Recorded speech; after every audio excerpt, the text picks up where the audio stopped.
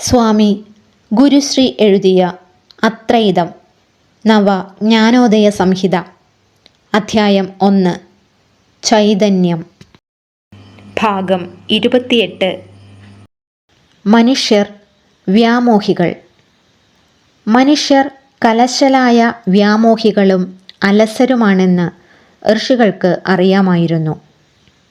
അതിനാലാണ് അവർ ഭൂലോകത്ത് കാമധേനുവിനെയും കൽപ്പവൃക്ഷത്തെയും ഭാവന ചെയ്തത്, സൃഷ്ടിച്ചത്. അതുകൊണ്ടും വിഡ്ഢികൾ അടങ്ങുകയില്ല എന്നറിഞ്ഞ അവർ പരലോകവും സ്വർഗവും നിർമ്മിച്ചു, കൽപ്പന ചെയ്തു.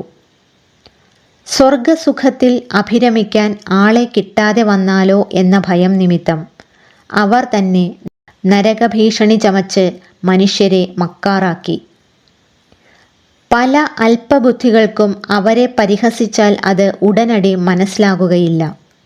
അതുപോലെ ഭൂമിയിലെ പാമര ജന്മങ്ങളെ പരിഹസിക്കാനും മോഹിപ്പിക്കാനും ഭയപ്പെടുത്താനും വേണ്ടി ഋഷികൾ കൽപ്പിച്ചു കൂട്ടി കെട്ടിച്ചമച്ച വിഹ്വലതകളാണ് സ്വർഗവും നരകവും മോക്ഷവും പുനർജന്മവും. എന്നിട്ടും കുപ്പിയും ബക്കറ്റും പണവും കൊതിച്ച് വന്ധ്യംകരണശാലയിൽ ക്യൂ നിന്ന പൂർവീകരെ പോലെ നവയൗവനങ്ങളും നാൾ തോറും കപടസ്വർഗത്തിൻ്റെ കൽപ്പിത വഴിത്താരയിൽ ശയനപ്രദക്ഷിണം ചെയ്യുകയാണ്.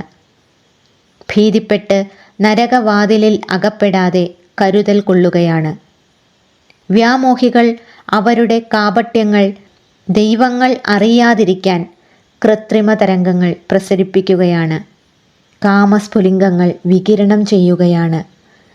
സ്വർഗനരകങ്ങൾക്ക് മാറ്റുകൂട്ടാനായി മോക്ഷവും പുനർജന്മവും പടുത്ത് പല പ്രാകൃതക്കെട്ടുകളും പടച്ചിരിക്കുകയാണ്.